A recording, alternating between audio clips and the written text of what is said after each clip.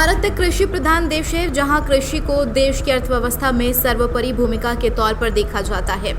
ऐसे में हिमाचल प्रदेश राज्य में प्राकृतिक खेती को लगातार बढ़ावा देते हुए वर्ष 2022 तक किसानों की आय को दुगना करने का लक्ष्य तय किया गया।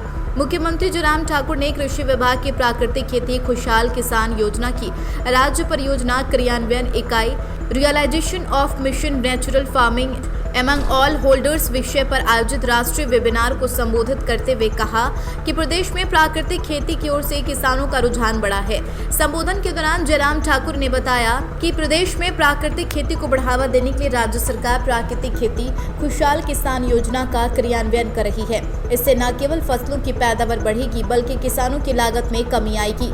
बता दें, वर्ष 2018 में राज्य सरकार ने प्रस्तुत किए गए पहले बजट में प्राकृतिक खेती को बढ़ावा देने के लिए 25 करोड़ रुपए का प्रावधान रखा था।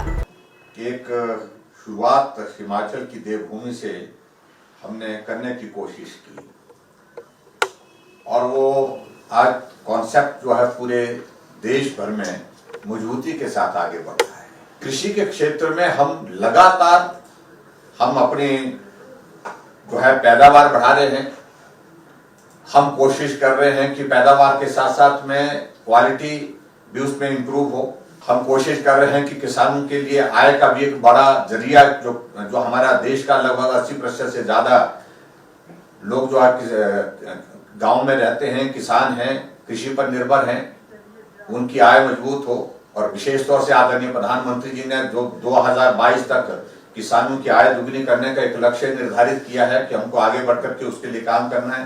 प्राकृतिक खेती प्रधानमंत्री नरेंद्र मोदी के वर्ष 2022 तक किसानों की आय को दुगना करने के सपनों को साकार करने में कहीं न कहीं सहायक सिद्ध होगा। इसी संदर्भ में मुख्यमंत्री ने कहा, राज्य सरकार प्रदेश में सभी 9.61 लाख किसानों को प्राकृतिक खेती अपनाने के लिए प्रेरित करने का प्रयास कर रही है। साथ ही उन्होंने बताया कि 1.28 लाख किसान पहले से ही प्राकृतिक खेती का प्रशिक्षण प्राप्त कर चुके हैं और वे अन्य लोगों को भी इसे अपनाने के लिए प्रेरित कर रहे हैं। इस दौरान कृषि मंत्री वीरेंद्र कंवर ने कहा कि राज्य में सुभाष पालेकर प्राकृतिक खेती के बड़े पैमाने पर बढ़ावा दिया जा रहा।